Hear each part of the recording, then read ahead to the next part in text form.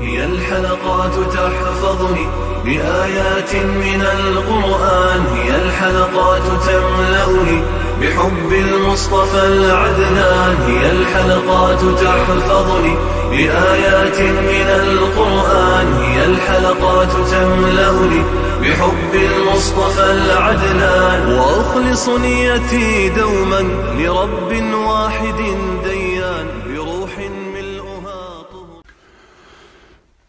Sure Yasin tefsiri 26. ayetten başlayıp okuyunuz inşallah. Bismillah, elhamdülillah ve salatu ve selamu ala Resulillah. Selamu aleyküm ve rahmetullahi ve berekatuhu. Tüvende dehtanlığa İbn Kathir rahimahullah'ın Kur'an-ı Kerim tefsiri Uygurca tercümesi Yasin suresi 26. ayetinden başlayıp okuyunuz inşallah. Euzubillahimineşşeytanirracim. Kavmi onu öldürüp etkenden keyin onunla cennetke kirgen değildi. O kaşki kavmim Rabbimning manga mağfiret qilganligini ve meni hürmetliklerden qilganligini bilse idi dedi. Onundan keyin onun kavminin cezalaş üçün osmondan qo'shin, ya'ni farishtalar tushirmadik. Her kavmni halak qilish üçün farishtalarni tushiriverguchi bo'lmadik. Fakat bir ovoz bilanla nagahan ular ketib qoldi. Muhammad ibn Ishaq ibn Mas'ud radhiyallohu anhuning mundaq deganligini rivoyat qiladi. Ular onu putlari bilan dastlab Maqat yo'lidan 3 yini chiqarib etgan. U o'lgandan keyin Alloh taolo uningga jannatga kirgan dedi. Shuning bilan u jannatga kirdi. Hazır o cennette rızıklandırılmakta. Allah Teala hakikaten onu dünyadaki kesiliden, gam kaygısından ve capa müşakkatidan qutqazdı. Mücahid mundaq deydi. Habib Neccar'a cennet kirgen değildi. Çünkü o hak için öldürülgeçke onun cennet kirişi vacip bolgan idi. O özüge berilgen savabını ko'rgan chaqda kaşki qavmim Rabbimning manga mag'firat qilganligini va meni hurmatliklardan qilganligini bilsa edi dedi. Qatada mundaq deydi. Bir mu'minni faqat uning bir yaxshilikqa nasihat qilguvchi ekanligini ko'rsan, u seni aldamaydi. Habib Neccar Allah Teala'nın hürmetini öz közü bilen ko'rgan chaqda kaşki qavmim Rabbimning manga mag'firat qilganligini va meni hurmatliklardan qilganligini bilsa edi dedi. Yani Allah Teala'nın hürmetini u öz közü bilen ko'rgandan keyin tuyuqsizla erishgan bu ne'matlarni qavmining bilishini Allah Teala'dan umid qildi. İbn Abu Hatem, İbn Abbas radıyallahu anhumanın mundaq deganligini rivoyat qiladi. U qavmiga hayot chig'ida, "Ey qavmim, payg'ambarlarga ergishinglar" deb nasihat qildi va o'lgandan keyin "Kaşki qavmim Rabbimning menga mag'firat qilganligini va meni hurmatliklardan qilganligini bilsa edi" dedi. Sufyan Savri Asim Ahvaldan Abu Meclizning mundaq deganligini rivoyat qiladi. Rabbimga iymon etganligim, elchilarni tasdiqlaganligim uchun Rabbimning menga mag'firat qilganligini va meni hurmatliklardan qilganligini qavmim bilsa edi dedi. Uning maqsadi, agar ular men erishgan bu savob, mukofot va doimlik noz ne'matlardan xabar topganida bu narsalar ularning payg'ambarlarga ergishishiga albatta turtki bo'ladi deganlikdir. Alloh taolo uningga rahmat qilsin va uningdan rozi bo'lsin. U qavmining hidoyat tepishiga haqiqatan bak herisman odam edi. La ilaha illalloh Muhammad rasul. İbn Ebu Hatem İbn Ömer'den Urva İbn Mes'ud Saqafi radiyallahu anhu'nun Peygamber aleyhisselam'a mındaq deganligini rivoyat qiladi. Ey Allah'ın peygamberi, meni qavmimga elçi qilib avatgan. Men ularni islomga da'vat qilaman deganda Peygamber aleyhisselam onunğa men haqiqatan ularning seni o'ltirib qo'yishidan qo'rqaman dedi. O, agar qavmim mening uxlayotganligimni ko'rsa, hurmat yuzasidan meni o'yg'atmaydi dedi. Peygamber aleyhisselam onunğa undaqda bağın dedi. O Saqifga keldi. O Lat ve Uzza namlıq butlarning iniga kelib, "Atidan başlap çoqum sizlarni kishilar yomon ko'radigan narsaga aylantirayman" dedi. Buningdan Saqif ahli g'azablandi. O, ey Saqif jamoasi, shak shubhisizki Lat bilan Uzza iloh emas. İslam diniga kiringlar. Kelgusidagi azobdan salomat bo'lasizlar.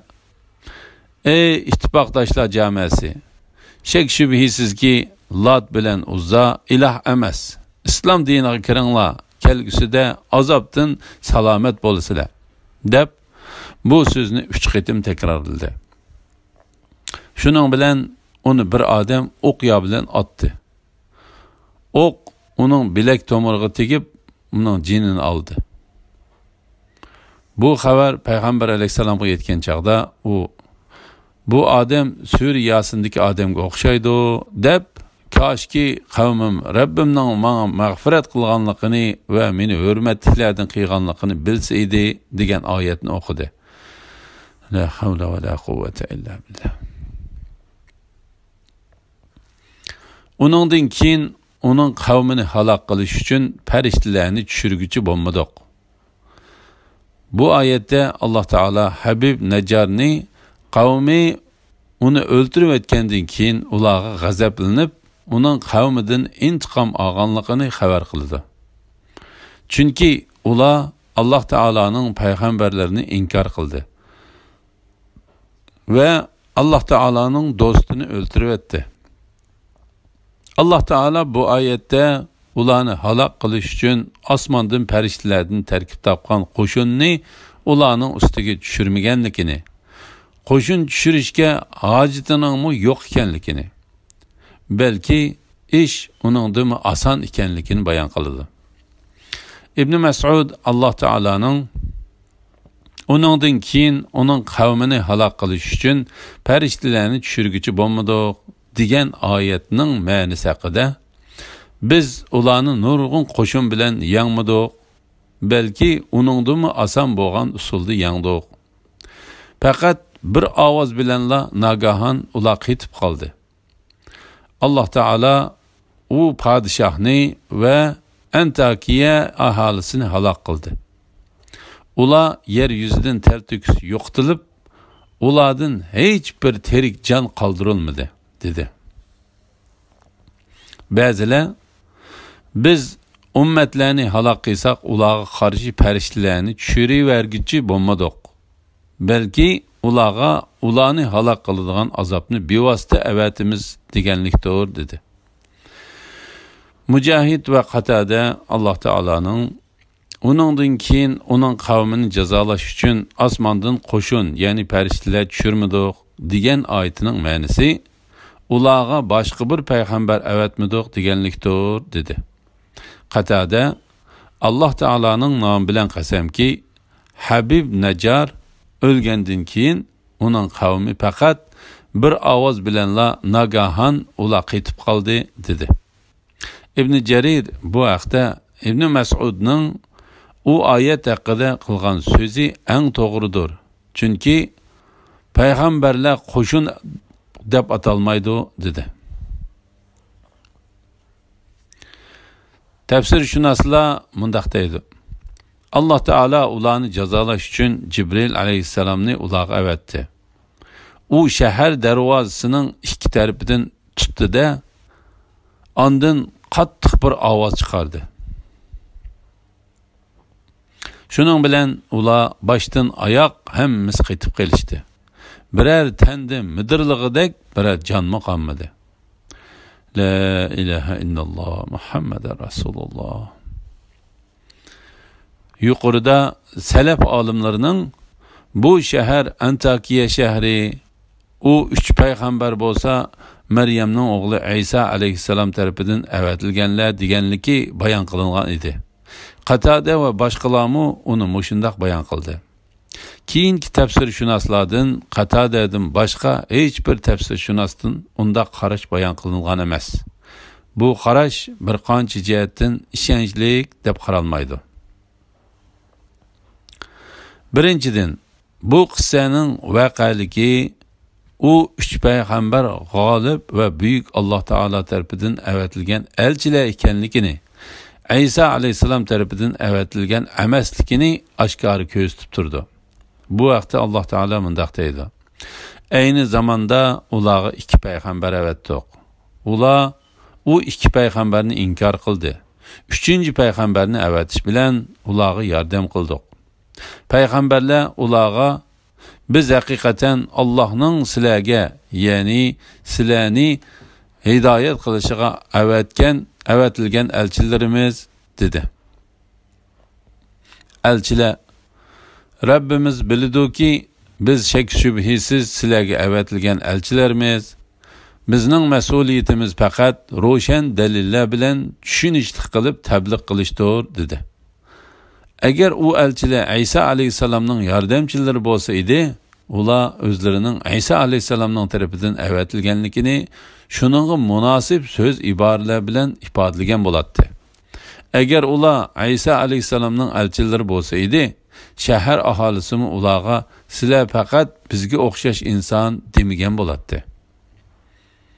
Ikkinchidan, Antakiya aholisi Isa alayhissalomning o'zlariga avatgan elchilarga iymon etgan edi. Ular Isa alayhissalomga iymon etgan dastlabki shahar aholisidan hisoblanadi. Shunga Antakiya shahri xristianlar tarafidan Bitriq deb nom olgan pop turadigan 4 shaharning biri deb hisoblanadi.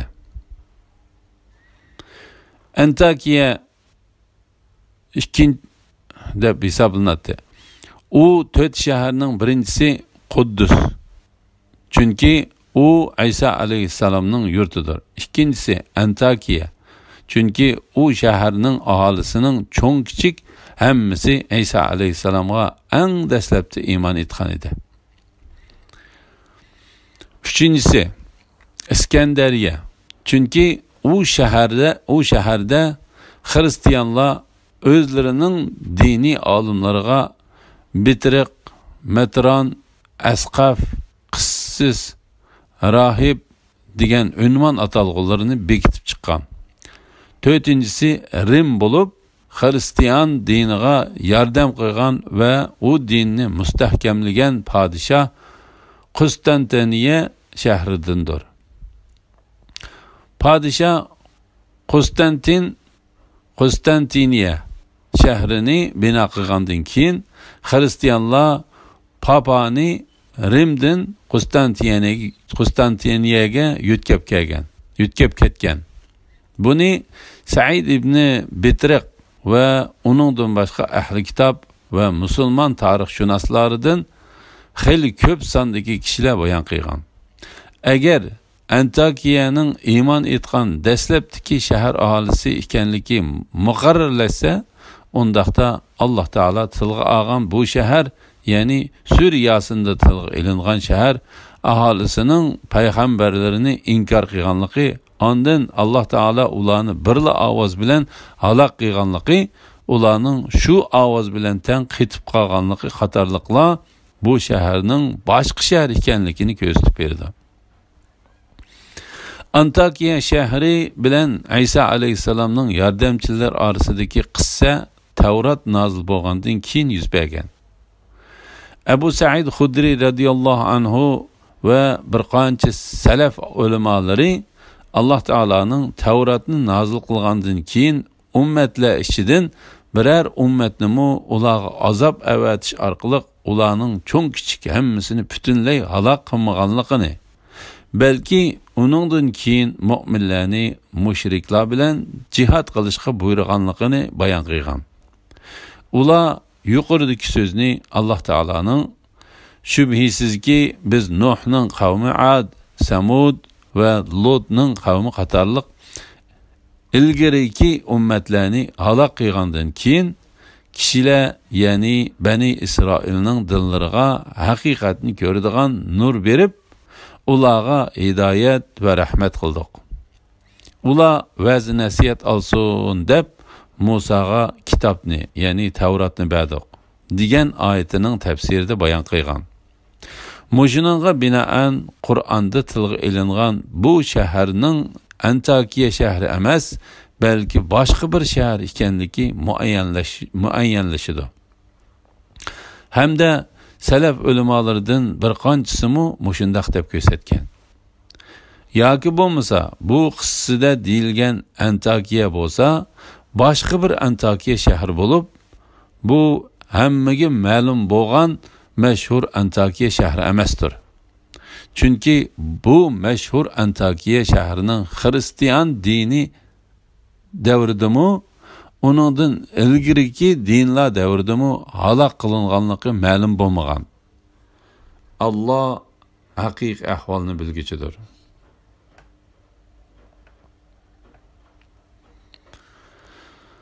Allah'ның oyatlarini inkar qilguvchi bandalarga afsuski, ularga biror payg'ambar kelsalar uni masxir qilishdi.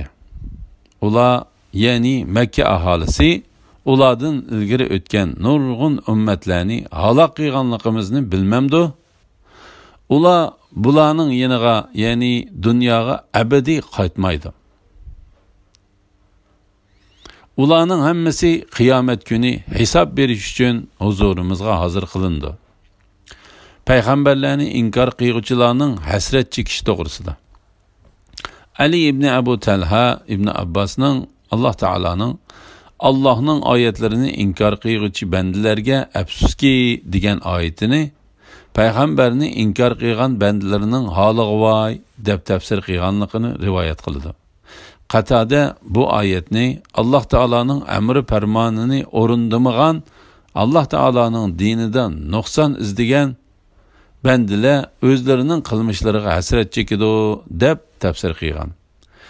Bu oyatning ma'nosi, ular qiyomat kuni azobni o'z ko'zlari bilan ko'rgan chaqda nima uchun Alloh taolaning payg'ambarlarini inkor qilgandimiz va Alloh taolaning amri farmonlariga qarshilik qilgandimiz deb hasrat chekidi va pushaymon qiladi deganlikdir. Chunki ular dunyodagi chaqlarda haqiqatan payg'ambarlarni inkor qilgan edi. Ulardan ba'zilari ularga biror payg'ambar kelsalar uni masxir qilishdi. Ya'ni ular uni inkor qildi. Uni masxir qildi. U ilib kelgan haqiqatdan tondi. Tanasuh aqidasiga berilgan raddiya to'g'risida. Ular, ya'ni Makka aholisi, ulardan ilgari o'tgan nurg'un ummatlarni halok qilganligimizni bilmamdi. Ular bularning yeniga, ya'ni dunyoga abadiy qaytmaydi. Ya'ni ulardan ilgari payg'ambarlarni inkor qilgan ummatlarni Alloh taolaning halok qilganligi bilan va'z nasihat olmamdi. Ularning bu dunyoga qaytishi qanday mumkin bo'lsin? Ish hargiz nurg'un nodon va gunohkor odamlar jo'yilgandek emas.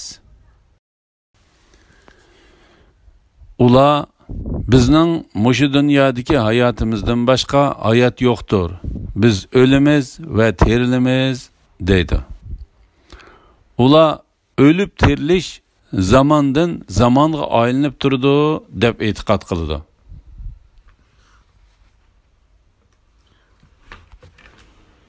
Ular o'lib terilish zamondan zamonga aylanib turdi deb e'tiqod qildi. Ular bilimsizlikdan o'zlarining xuddi burun dunyoda bo'lganidek yana dunyoga qaytadiganligiga e'tiqod qildi. Allah Taala ularning batil aqidasiga raddiya berib mundaq deydi. Ulardan ilgir o'tgan nurg'un ummatlarni halok qilganligimizni bilmamdi. Ular bularning yeniga, ya'ni dunyoga abadiy qaytmaydi. Ularning hammasi qiyomat kuni hisob berish uchun huzurimizga hozir qilindi. Ya'ni o'tib ketgan va kelgusida keladigan ummatlarning hammasi qiyomat kuni hisob berish uchun Alloh taolaning dargohiga hozir qilindi. Ondan Alloh taolo ularning yaxshi yomon amallarining hammasiga qarata mukofot va jazo berdi. Bu vaqtda Alloh taolo mundaq deydi: Rabbing har bir odamga uning qilgan amallarining mukofotini to'liq berdi. Elhamdülillah. Yuqorida Sure Yasin tefsiri 32. oyatgacha angladinglar. Oxirini keyin qitimliq o'qishimiz davomlashtiramiz inshaalloh. Va sallallohu ala Muhammad va ala alihi va sahbihi ajma'in. Assalomu alaykum va rahmatullohi va barakatuh.